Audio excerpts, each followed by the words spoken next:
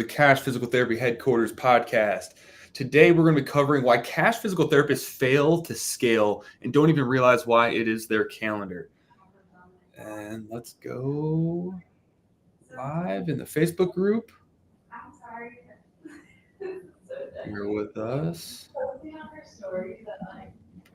Good morning, everybody. Welcome to another episode of the Cash Physical Therapy Headquarters podcast. Today, we're talking about why cash physical therapists fail to scale and never even realize that it's actually because of their schedule.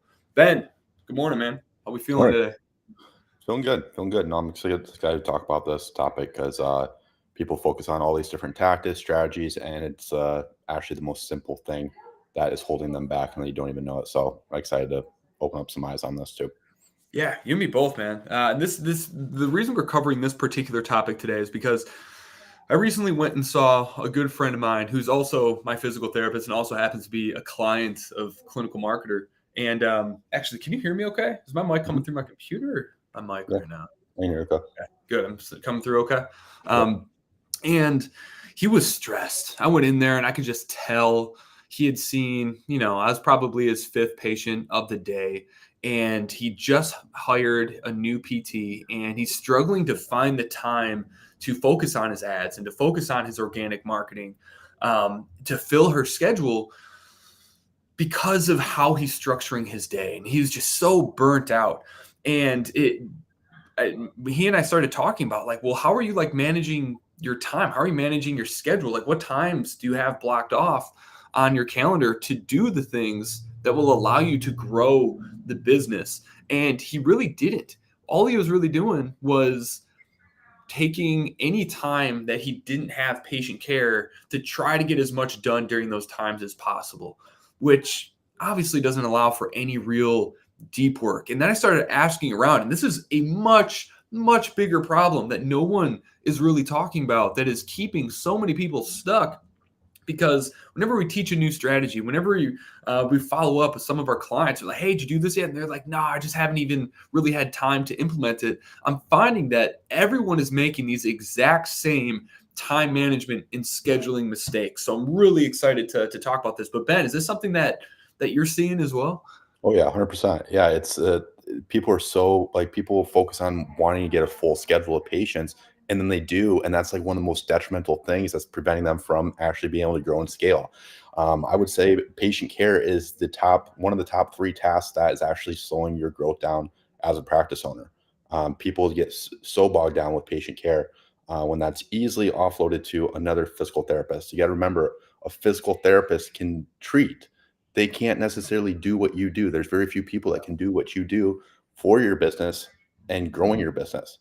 And so the more time that you are bogged down with patient care, it's going to prevent you from the work getting done that needs to be done to grow and scale practice too. So we're seeing it across the board. Right. And it's kind of just a paradox that if you're not aware of, you're always going to fall victim to as you grow your practice and you get more and more patients. Suddenly you lose all of the time and all of the energy to continue to grow and build the business. And what's you're left with is a job of your own making, and you never actually get the time and space to build a true business. And this is where the vast majority of cash physical therapists are getting stuck. Very few ever actually get out of this stage. And I now realize that the number one reason it seems to be isn't their marketing. It's not their sales. It's not their revenue anymore. It's how they're actually managing their time. And I'm starting to see some pretty consistent false beliefs that some people have that's definitely holding them back. So I'm curious what you think of this and if you ever experienced this.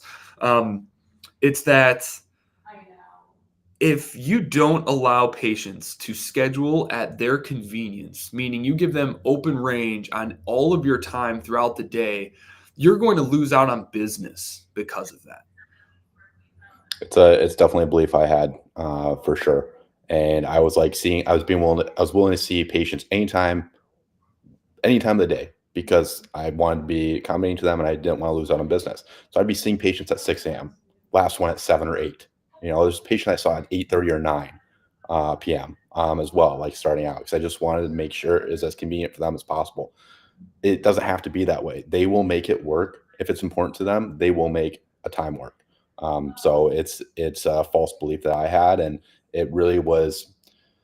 It really sucked actually when I did figure it out that they can accommodate it. Like, what have I been doing for the last year? I've been bending over backwards for my schedule and pretty much through the entire year out of the way of like accommodating patients after patient after patient when reality it didn't even have to be that way. And so learn from my mistake on that, that it doesn't have to be that way. It's not sustainable either.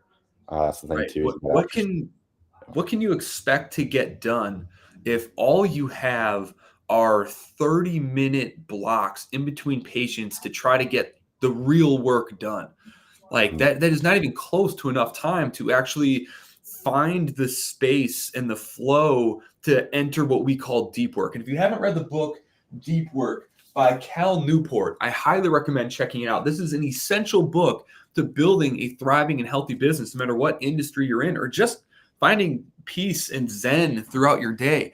But if your schedule is structured in a way where you only have one admin day per week to work on your business, well, then all you're really saying is that you have 20% of your time to focus on building your vision, which if you only prioritize it as 20%, how do you expect to be able to reach your goals in any sort of timely fashion?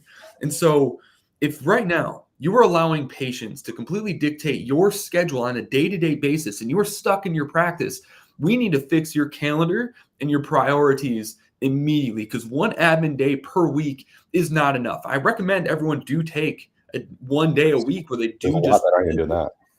What was that? Yeah, there's a lot of people that aren't even doing that, and Right, it which takes is even more than that. crazy. Because let's do some quick math here, and I'm gonna risk embarrassing myself as I drop my pen.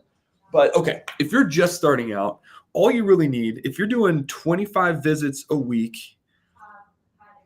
at $200 per week, so what would that math break down to? 25. You could essentially do a full day, like well, that's like a Wednesday. You just need to see if you're seeing want to see like 24 patients a week. You could see six patients 4 days a week, and you have hours before that or after throughout the day to be able to work on the business as well. Right. So 25 visits a week would put you at $5,000 a week, putting you in that $20,000 a month range. So if you only need to do 25 visits, it's either 5 visits per day, or you said if you only do 4 days per week, that's 6-ish Well, yeah. visits per day with 1 day off. Okay. What's stopping you from blocking off your entire morning from 6 a.m. to 10 a.m. as your admin and deep work time, where you get to focus on your morning routine, thinking about what really needs to get done that day? What is the biggest domino you can knock over to move the needle within your business, and make sure that the things that have to be done are getting done. And then 10 to 6, that's your time to see patients, and you just stack your entire schedule. This guarantees that every single day, not only do you have your mornings back, but you're able to have the space and time to focus on what actually needs to get done. Because one thing I noticed with my PT is, because he's so spread out throughout the day, this doesn't allow him to ever enter in a state of flow where he has the calmness that is required for the clear thinking that allows you to find the right thing to work on. And so in these 30-minute gaps, or if he misses, like a patient doesn't show up, he's just thinking of like, what's something that I can do to fill this time? And it's not the stuff that he should be doing. He's working on SOPs and systems and like automations, but his new PT needs patience. He's not working on the things that would solve the core problem, because it's not something that he can work on in that 30 minutes, not to the degree that it would be effective anyway. And so if he would just block off his morning and spend all of that time focusing on acquisition, and then the rest of his day on patient care, he would probably fill his PT schedule by that time, especially if he did the same thing for her, where both of them have from 6 a.m. until 10 a.m. every day to focus on acquisition or whatever the biggest constraint in the business is at the time. Yeah, and you're gonna also not be as exhausted at the end of the day. When you have this unpredictable schedule where you've got random little blocks, you're in your sympathetic nervous system from Mm, 6 a.m. till 7 p.m. or whatever the last first and last patient is. You are stuck in that. If you block off, from 6 a.m. to 10 a.m., you're gonna start your day off slower, do the deep work, enjoy your morning, and feel productive, and then you can finish up with patient care at the end of the day. So you're gonna also feel a lot more you're gonna have a lot more energy throughout the week. And because of that, you're gonna be able to grow your practice more too. So there's something to be said about the energy piece that I think is undervalued too. right. And that actually brings up something that I was just learning about in this other book, that it's difficult to read because it's so like it's kind of out there, and it's written by a medical researcher, but he talks about the difference between power and force. And the practice owners who are operating in force every day are the ones who are constantly having to shift their focus and shift their attention from patient care to some random admin task in between the time their next patient or their patient leaves and the next patient shows up. And force requires energy, and it's always by nature met with resistance. And so every single day you're in a perpetual state of stress and anxiety because you're in a reactive state. But if you do what Ben and I are suggesting here, and you block off your morning until 10 a.m. to focus on your well-being, your health, your daily habits, what makes you feel powerful and energized throughout the day, get the core one or two things done that you know are going to move the needle, that'll grow the business that morning. And then the rest of the day, all you have to focus on is pouring your energy and your passion for physical therapy into your patients. Suddenly you're not focusing, you're switching your focus every couple of minutes. You're in a state of flow, and you're not thinking about like how do I get this patient out the door so I can get this done before my next patient shows up. Once you get out of that reactive state, you're no longer using force-based actions every day. Now you're in power-based action because you get to fuel your energy, you get to take care of all the things that need to be done, and then all of your stress is gone for the day. You just get to pour into your patients. The power that comes with that, and the growth that will come with that, and how much more fulfillment is going to come with that is insane. And it shocks me how few people have ever even considered doing that. Yeah, and patients are going to feel that too. They're going to know. They're going to sense that you have more energy. You're going to be able to get your patients better results. It's going to lead to more referrals, happier patients, more Google reviews. So that energy piece is going to be felt for your patients too. And yeah, if you want to get better results for your patients, that's what they need too. So you owe it to your patients. And damn, and shame on us for not catching this and coaching on this far earlier, because most practice owners, they, like I said, 20% of their time is maybe spent on growing the business. They have one admin day maybe blocked off to focus on growing the business each and every week. But that during that time, again, is highly reactive. All the things that have piled up the entire week are now on this one day. And you're hoping that nothing pops up that's going to prevent you from getting all those things done. And when we know for a fact something is always going to come up and you're not going to get nearly as much done as you hoped you would. But if you can slow down your schedule and force your patients to respect your time, which is actually really easy. You think people are going to start not wanting to book with you. That's not the case. If you respect your time, people are going to respect yours. But if you block off that morning and just focus on getting one needle moving thing done every single morning, you are going to obliterate your competition, because no one has the discipline to maintain a schedule, to give themselves the time and space to make sure that they're working on the right thing, let alone actually get that thing done. If you did that every day, your life would be in a very different place just 12 months from now. Like, that's an insane amount of momentum and progress that you get to build every day. Not to mention just like the lack of how much it's going to reduce your stress load by doing that. Right. Right. And I want to tell a story too. I think we talked about how we think that people won't adapt to your schedule and your availability. Yeah. We have 6 full-time PTs in the Oakland location. They're all booked up. Week after week, there's maybe 1 or 2 openings once Friday comes around. Those Friday patients that haven't scheduled, they make one of those times work. It's simple as that. It happens week over week, PT over PT. Patients will make it work and move their schedule around and and have that flexibility to accommodate to your schedule and what works for you. So see it week over week. I know it feels hard to believe I was in the same position, especially when you want to make sure that you're getting all the patients in. They will adapt and will accommodate to it. Right. Right. And yeah, it's crazy that we haven't talked about this before. I'm actually kind of like kicking myself. So let's talk about next. Like, now that hopefully it's clear that we need to protect our time, we need to not just create jobs for ourselves, we need to focus on building a business, which requires true deep work. And according to this book that everyone should pick up, you need at least 90 minutes to get any real meaningful work done, because you need 30 minutes to get into a state of flow where you're fully dedicated and solely conscious on this one task. And if you're only trying to get stuff done in between patients, you're just never going to get there. And if you only have one admin day per week, you're going to be so focused on what the next thing is that you need to get done that day that you're never going to find that flow. And so important that we find the space and time every day to protect and guard, to do the things that have to be done. So once, let's say we do that, people change their schedule, they block off their entire morning, forcing patients to choose a time that is going to work for you, to work with you. How should people be structuring their day? I'm curious, like, what is your routine? Let's talk a little bit about how we cultivate our energy every single day so people know how to fill that time.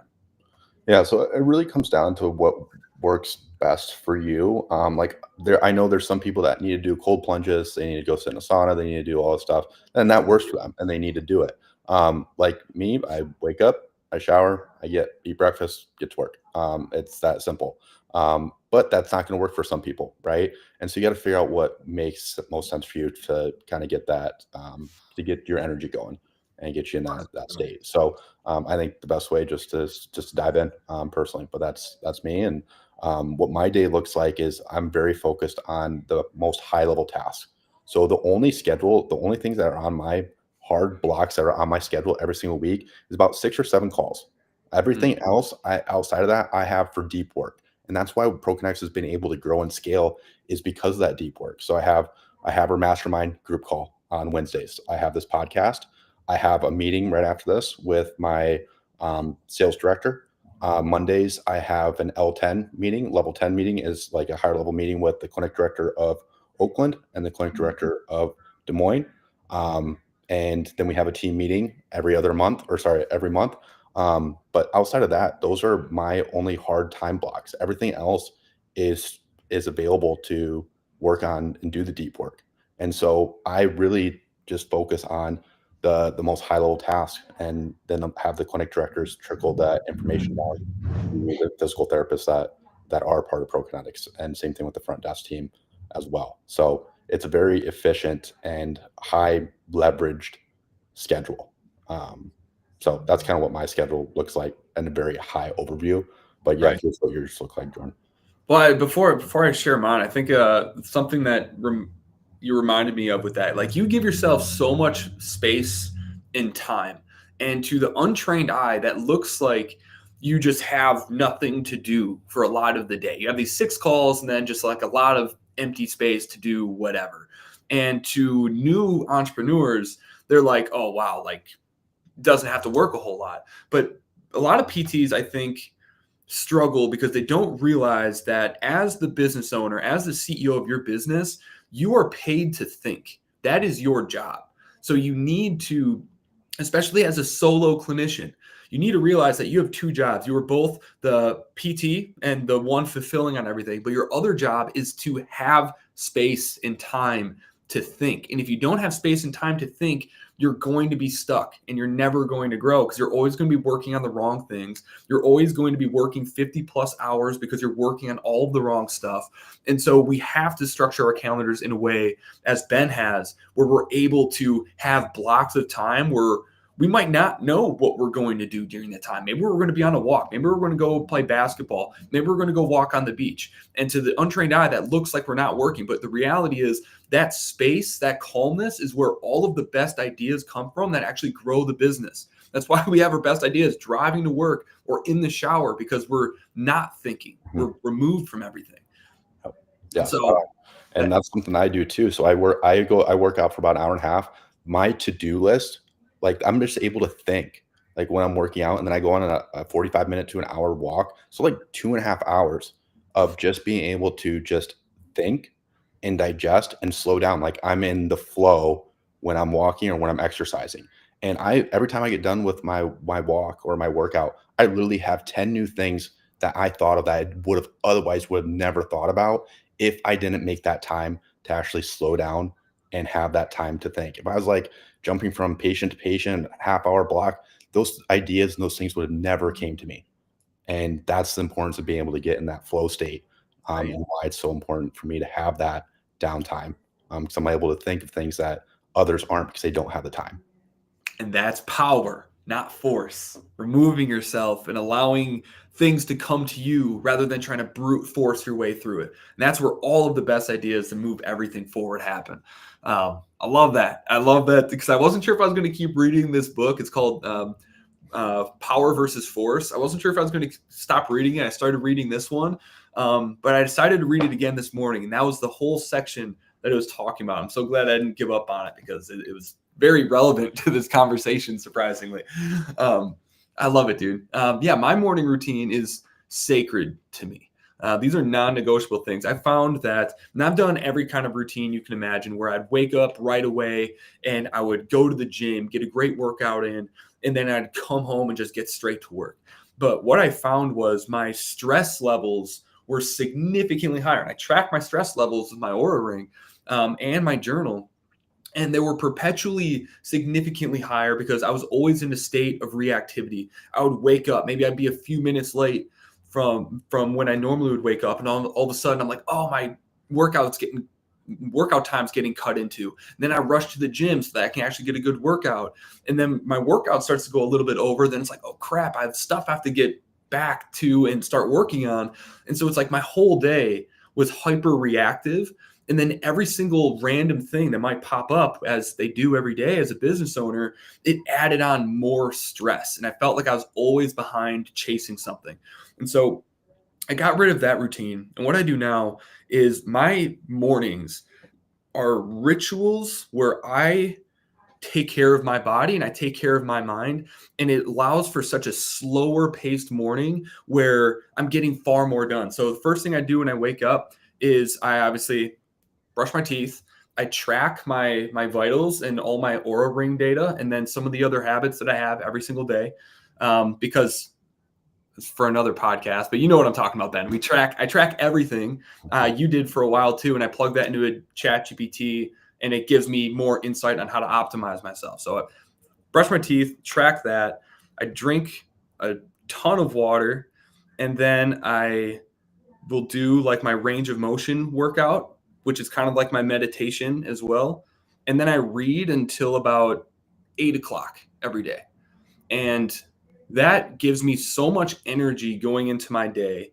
While I'm meditating, I'm also able to kind of think about like the task that I have to get done today. Every day I have 3 things that I know are going to move the needle that I want to get done, that I determined the night before. And my space between 6 a.m. and about 8 to 9 a.m., well, realistically, it's really like 6 a.m. to like 11 a.m. is solely dedicated to myself, optimizing my health and my well-being and my energy. And then about 9 to 11 or 9 to 12 is solely focused on the 3 things I need to get done that day. And then my whole afternoon is wide open for all of the random shit that gets thrown at me as the CEO. And that just, the level of grace and calmness I have because of that, even when I have a really busy, difficult day, I'm able to handle that without my stress going through the roof because I just have such a strong morning routine, and the things that had to get done got done before shit hit the fan. Yeah, and I like what you said about doing the top 3 things that need to get done. What is it called? Like eat the frog? Where Yeah, eat the frog. Yeah. do the Yeah. most difficult thing first, and just get out of the way, and it makes everything else easier. Other things I need to get done too. So I think it's important to. Ooh, that's actually something worth mentioning. Like you need to determine for you when you get your absolute best work done. For me, it is without a doubt in the morning. Once the afternoon hits, my brain is just so fatigued because it's just going at a million miles an hour at all times. So if you're not a morning person and your quality of work sucks in the morning, I would challenge that, and maybe your routine when you first wake up is the thing that's the problem. Most people get their best stuff done in the morning, but some people are night owls. If that's the case, then stack your patients in the morning and block off time in the afternoon. That seems like something a serial killer would do to me. That sounds insane, but some people get their energy in the afternoons and evenings, I guess. Yeah, I like getting a lot of work done in the morning. Middle of the day is really slow for me. Like that's where I do my workout and I go on my walk, and that's something is a huge cheat code. I encourage everybody to do at least a 30-minute walk. You're able to get your steps in. You're able to think, get in the flow state, and you're also able to get your vitamin D. You're going to be happier because you're getting sun, unless it's a cloudy day like it is today. But you're going to be able to get your sun. You're going to have more energy as well. And so I actually get a lot of my from like about 5:30 p.m. After dinner to about 7:30. I just throw on basketball or football, whatever's on, have that on the background, and I get a lot of good work in from like 5:30 to 7:30. So I'm strange in that sense, that I get a lot of productiveness done from those 2 hours, and then Netflix and hang out and relax until bed. So I'm actually like the same. Like I'm still getting my best stuff done in the morning, but I get some of my most creative stuff done, like the ideas that are just like spontaneous that I get done, definitely in the evenings. I will say, my other non-negotiable, well, when Jenna's here, it's really, really hard for me to find that flow. Like when she's not here and I'm by myself, naturally, after I have like a 5 to like 6:30 kind of break to eat some food, usually there's something that I really want to work on. Like last night, I was working on this really cool new AI for our clients to use to create like short form content and scripts and headlines and hooks. And yeah, if Jenna was here, none of that would have happened. So I guess it's not as crazy as I was alluding to. It's just been a long time since I've been able to do that. Yeah. So that's how I've always been. Like since starting my business, that's always been productive time for me. So that's the thing too, is don't let other people tell you what you need to make your schedule exactly, because everybody's different, and don't force it. Like I'm not a morning person. I'm not effective. If I woke up at like 5 a.m., I would not be effective, and it would be a waste of time.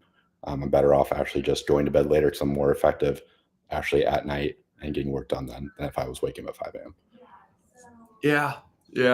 I love getting up at 5 a.m. though. So see, that's the thing too. We're polar opposites on that, and that's the thing too. It works for both of us, right? Yeah. So I think for the listeners here, this is a perfect example that you can be effective, whether you are getting up early, getting up late, staying up late, going to bed early, as well. So What time would you bet I go to bed? What's that? What time would you bet that I go to bed? 8:45. Yeah, I guess that wasn't a fun question. Why are No, you- I don't allow myself to have any blue light, no phone, no TV after 8 o'clock. And then I just get straight into bed at 8. And then I read until about 9 when I'm like tired enough to just pass out. Mhm. And then getting up at like 5 is like I don't need an alarm. I just get up at 5. So I go to bed at 9 o'clock like a 12-year-old. Yeah. It's always funny to me. Like I see people online talk about like, yeah, I get up at 3 a.m. Like, all right, you still got to sleep. Like, Yeah, all right, so that's how you die. you're like, yeah, I'm getting work done while everybody's sleeping. Like, well, you went to bed probably at, I don't know, 7. I was still working from 7 to 8:30, so I was working while you're sleeping too. So it's just like you've got to take care of it regardless, So you just got to do what works best for you and your schedule. And right. Like some people do it, like have their routines as like bragging rights. It's like that's work. That's force. That's not power. You got to find what creates power for you that doesn't take energy out of you. And everyone's going to be unique in that sense. But I'm just curious. So when do you start your second wave of work in the evening? Usually around 5:30. Usually around 5:30. have dinner around 5:15, and then get my some deep work in. Until when? Some 38. Okay. It's very That's an sometimes. extra 2 hours a day. Okay. Hold on. And that's just Monday through Friday? That is mostly Monday through Friday. And Saturday and Sunday, like that is just nothing but honestly a lot of deep work too. Um, I don't do it. The schedule varies, but in the morning, like I have no meetings. I have no team members pinging me on Slack or needing anything. Like some of the most effective, most productive days are actually on the weekends for me. Do you know how many days are in a year if you remove the weekends? Not sure. Thank God we got AI for it, but it'll pump it out for me in 2 seconds. Because I'm curious, like, people don't realize it's like they just want to be done after 5 o'clock because the 9 to 5 schedule has brainwashed them. It's also why new entrepreneurs are allowing patients to take that time slot on their schedule because they're just used to that being the case. They're not used to being able to control their schedule like that.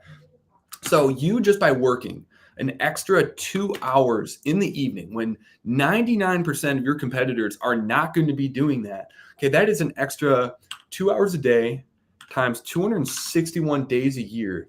That is 522 hours of additional work that most people do not have. That is an extra 21.7 days of just pure work in a single year that you're having just by working that extra 2 hours at the end of the day. So, people, if you're not where you want to be right now, maybe just block off an extra hour or two in your evenings every single day because the impact that it has on how much work is done over the span of a year is absolutely incredible. And you better believe that there's someone out there that has the same dream as you in your same area who is waking up every single morning to rob you of your dream because both of you might not be able to have it. And you better believe that they are likely putting in an extra hour, an extra 2 hours than you are each and every day. But if you're the first one to put that kind of initiative into your daily schedule, I mean, an extra 21 days of pure, raw, deep work, that is years to the average person who is only doing a little bit of work every day. I think that's the power of doing what you love. And when people are trying to figure out what business they want to start or what niche they want to get it to, you gotta love it. Like that's things like if I didn't enjoy it, I would not be working 5:30 to 7:30 every single day. I just love it.